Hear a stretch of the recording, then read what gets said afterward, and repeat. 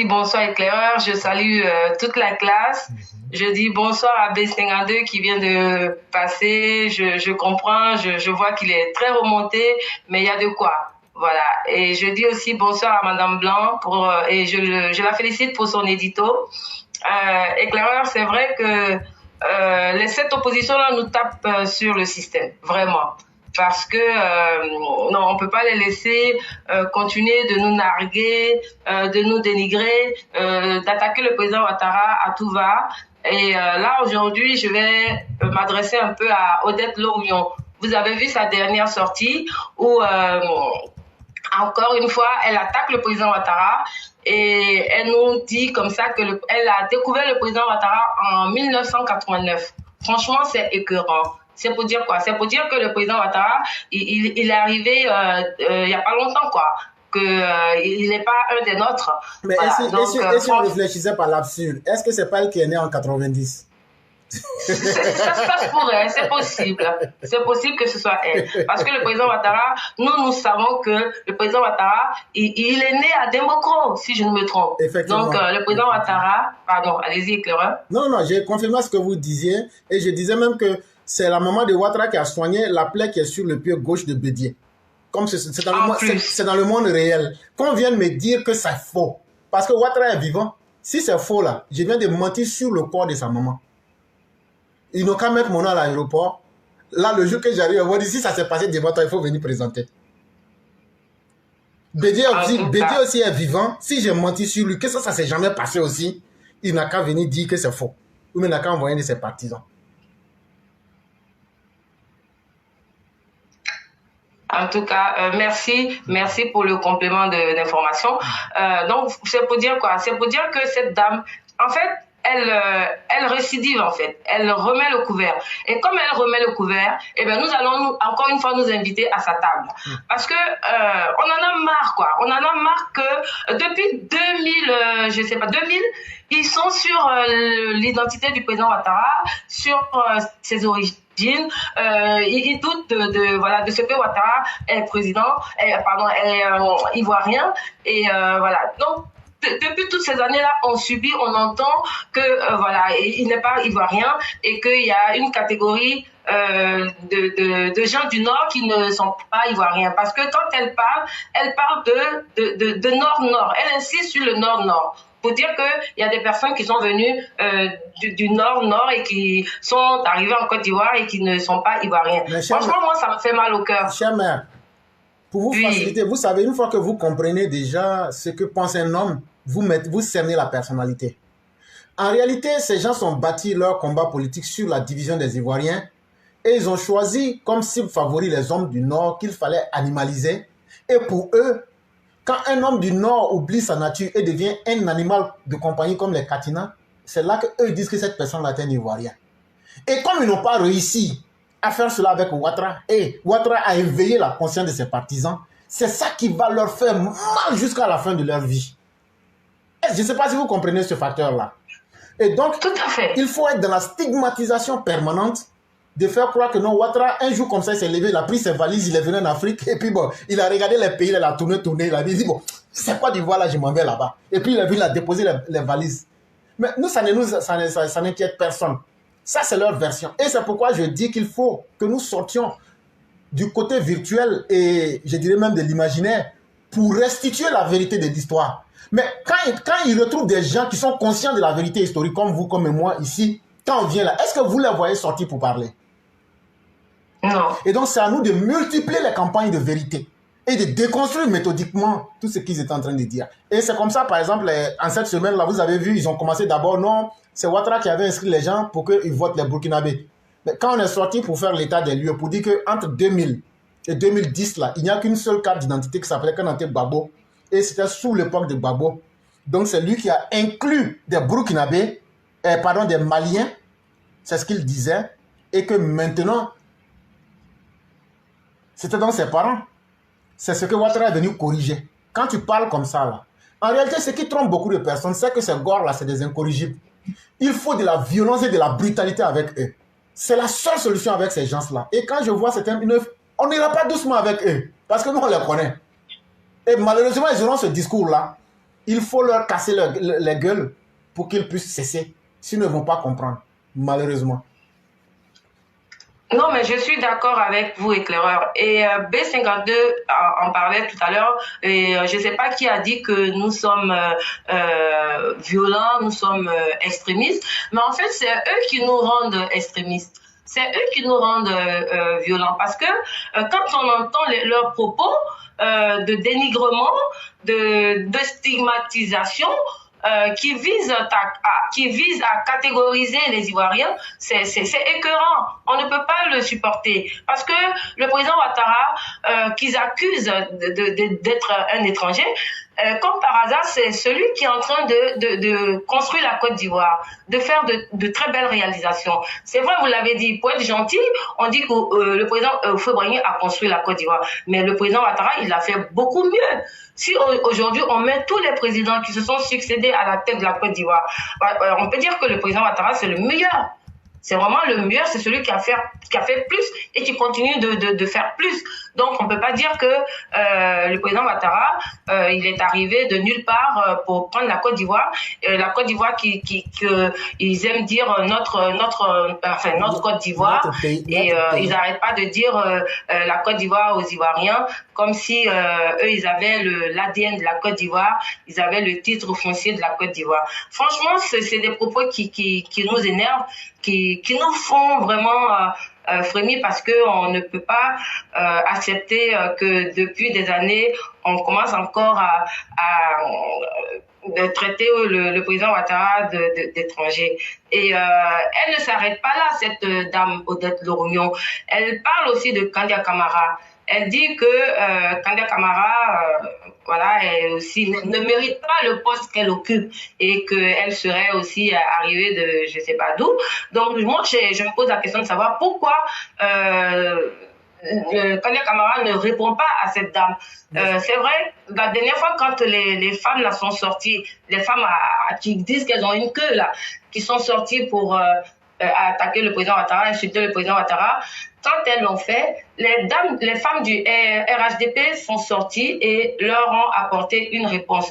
Donc moi, j'aimerais qu'elles continuent de le faire. Chaque fois que Odette Lorognon ou une dame de l'opposition va sortir, que normalement, encore une fois, qu'elles sortent pour répondre à ces personnes-là.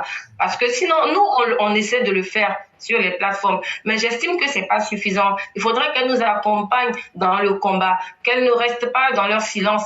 Parce que quand on entend ces genres de propos, ça fait vraiment mal. Donc moi j'aimerais que elle multiplie que nos mamans multiplient les actions, qu'elles essaient vraiment de venir répondre à ce genre de propos désobligeants, ce propos dégradant qui n'arrête pas de viser le président Ouattara à chaque fois. Moi, ça me fait très mal et j'espère qu'elles vont finir par arrêter ces dames de l'opposition d'attaquer le président Ouattara. Et quand Odette Lorognon a fini ses propos, son discours, vous avez vu, il y a des femmes qui ont félicité comment il s'appelle là, le gars de la Mauritanie là, Steve Biko. Ils l'ont encouragé pour dire que ce qu'il a dit sur le président Ouattara, elle le cautionne. Voilà, c'est pour dire que ils vont tous sortir contre le président Ouattara, les cyber-militants du PPACI, les hommes. Katina aussi, il a dit des choses sur le président Ouattara. Il a dit que, en fait, il sait pas ce que le président Ouattara a fait.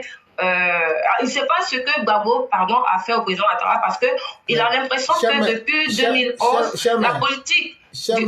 Vous allez un peu trop vite pour moi. Je vais essayer de vous arrêter un peu. Non. Ce que vous faites est très important, mais je voulais seulement clarifier quelques petits points et puis vous laisser continuer. D'accord. J'allais revenir sur Odette Lorognon pour lui dire qu'en Côte d'Ivoire, là, en termes de moralité publique, si notre mère Kandia répond à cette dame-là, moi-même, je vais sortir ici pour insulter la maman Kandia. Voyez-vous, on peut tout reprocher à notre mère, mais ce n'est pas une portipota. Et c'est une dame qui est régulièrement mariée, qui a des enfants. Et on peut l'accuser de tout, mais on ne peut pas l'accuser des vilainies que elle, Odette Lorognon, tient.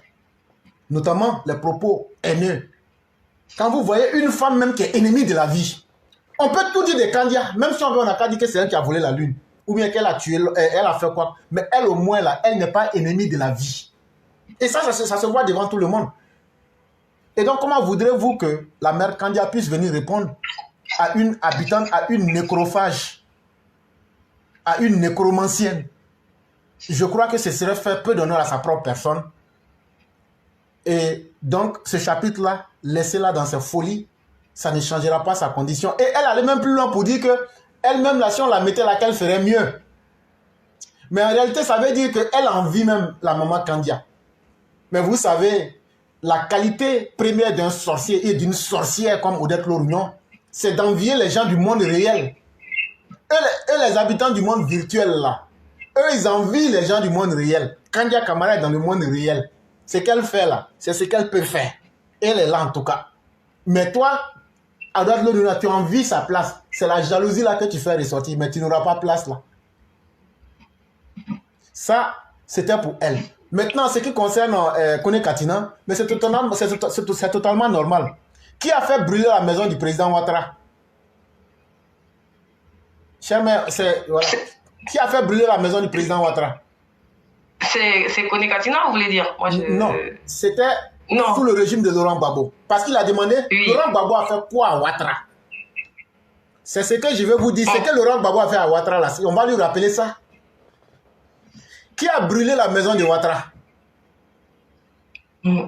C'est Laurent Gbagbo. Qui a dit qu'eux, ils ont pris l'article 45 pour enlever Ouattara et puis il n'y a rien qui va se passer? C'est Laurent Gbagbo. Volonté de puissance. Qui a tué les militants du président en lançant une fatwa pour dire tuez-les, après on va voir ce qu'on peut.